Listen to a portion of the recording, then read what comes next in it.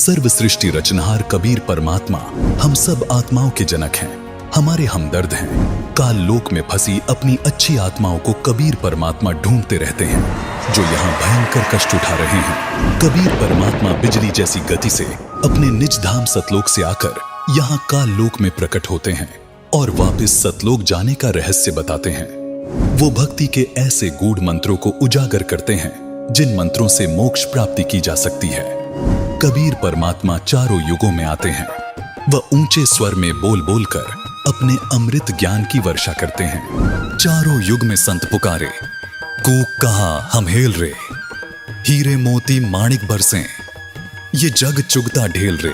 चारों युगों में परमात्मा कबीर अपनी अच्छी आत्माओं को मिलते हैं।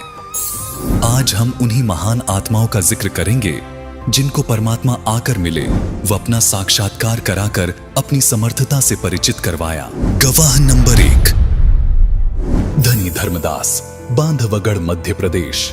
धनी धर्मदास वो महान आत्मा है जिनको परमात्मा कबीर स्वयं आकर मिले और उनसे पवित्र कबीर सागर लिपिबद्ध करवाया। धनी धर्मदास जी का जन्म हिंदू धर्म के वैश्य कुल परिवार में हुआ था। धनी धर्मदास जी के अंदर धार्मिकता कूट कूट कर भरी हुई थी। इसी कारण धनी धर्मदास जी रामकृष्ण जी के कट्टर पुजारी थे। उन्होंने एक रूपदास नाम के वैष्णव साधु को गुरु भी बना रखा था। अपने गुरु रूपदास के मार्गदर्शन करने पर धनी धर्मदास 68 तीर्थ के भ्रमण पर निकले थे।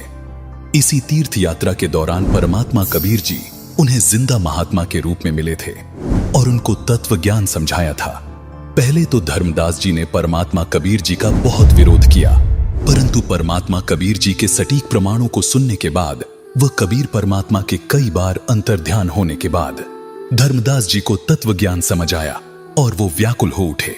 इसके बाद धर्मदास जी के बहुत विनय करने पर परमात्मा कबीर जी ने उन्हें अपना निजधाम सतलोक दिखाया। वह अपनी संपूर्ण जानकारी दी। संपूर्ण ज्ञान समझने के बाद, वह सतलोक देखने के बाद धर्मदास जी पूर्ण परमात्मा कबीर साहिब जी पर कुर्बान हो गए। गवाह नंबर 2, नानक देव जी। सिख धर्म के प्रवर्तक गुरु नानक देव जी का जन्म सन 1469 वर्तमान पाकिस्तान के पंजाब प्रांत तलवंडी भाई नामक जगह पर एक हिंदू परिवार में हुआ। हिंदू धर्म में जन्म लेने के कारण नानक जी रामकृष्ण जी की पूजा करते थे। वह एक पंडित ब्रिजलाल पांडे से गीता भी पढ़ते थे। एक दिन परमात्मा कबीर जी नानक देव जी को बेई नदी पर मिले और उन्हें वास्तविक ज्ञान समझाया। उनको सतलोक दिखाकर अपना गवाह बनाया। परमात्मा कबीर जी से परिचित होने के बाद नानक देव जी ने परमात्मा कबीर जी की समर्थता व महिमा का गुणगान अपनी वाणियों में किया है। नानक जी ने अपनी वाणी में कहा है, तेरा एक नाम तारे संसार, मैं इहो आस एहो आधार। नानक नीच कह विचार, धानक रूप रहा करतार। एक जगह और नानक देव जी कहते हैं, एक अर्ज गुफ्तम पेश तू, दर कुन करतार। हक्का कबीर करीम तू, बेअब परवरदिगार। गवाह नंबर 3, दादू दयाल जी, अहमदाबाद, गुजरात। संत दादू दयाल जी का जन्म गुजरात प्रांत के अहमदाबाद में विक्रमी संवत 1601 यानी सन 1544 को एक ब्राह्मण परिवार में हुआ था, जिन्हें परमात्मा कबीर जी एक बूढ़े बाबा के रूप में सन 1551 में मिले थे और उन्हें अपना गवाह बनाया। बहुत दयालु स्वभाव होने के कारण दादू जी को दादू दयाल के नाम से जाना जाने लगा। नानक देव जी की तरह दादू दास जी भी कहते हैं, जिन मोह को निज नाम दिया सोई सदगुरु हमार। दादू दूसरा कोई नहीं, कबीर सिरजनहार। एक दिन दादू दास जी बच्चों में खेल रहे थे। वहां पर परमात्मा कबीर जी जिंदा बाबा के रूप में प्रकट हुए और सभी बच्चों को परमात्मा की कथा सुनानी शुरू कर दी।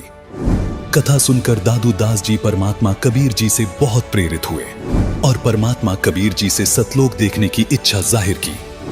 परमात्मा कबीर जी ने पास खड़े पान के पेड़ से एक पत्ता तोड़ा और उस पत्ते पर अमृत रखकर दादू दास जी को दिया और उन्हें नाम उपदेश भी दिया। उसके बाद परमात्मा कबीर जी दादू दास जी को अपने साथ सतलोक ले गए और अपनी समर्थता से परिचित करवाया। उन्हें भी अपना गवाह बनाया। इसका प्रमाण हमें गरीबदास जी की अमर वाणी में भी देखने को मिलता है। दादू को सतगुरु मिले, दई पान की पीक, बूढ़ा बाबा जिसे कह, यह दादू की नहीं सीख। दादू दास जी ने भी परमात्मा कबीर जी की कलम तोड़ महिमा की है। उन्होंने कहा है कि मेट दिया अपराध सब, आन मिले छिन्न माही। दादू संग ले चले, कबीर चरण की छाही।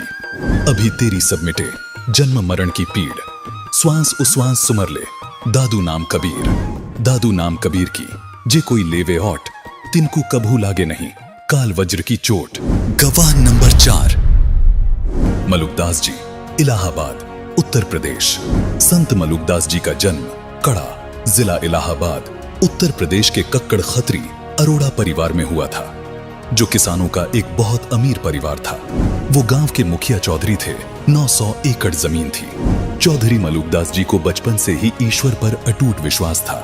जब मलुकदास जी बड़े हुए तो वे खेती का काम करते थे। मलुकदास जी अपने क्षेत्र के एक प्रतिष्ठित व्यक्ति थे। गांव में उनकी अच्छी प्रसिद्धि थी। परमात्मा ने एक लीला करके उन्हें अपनी शरण में लिया था। आदरणीय मलुकदास जी को 42 वर्ष की आयु में परमात्मा कबीर जी मिले थे। परमात्मा कबीर जी की महिमा में मलुकदास जी कहते हैं, जपो रे मन साहिब नाम कबीर, दास मलुक सलूक कहत है, खोजो खसम कबीर।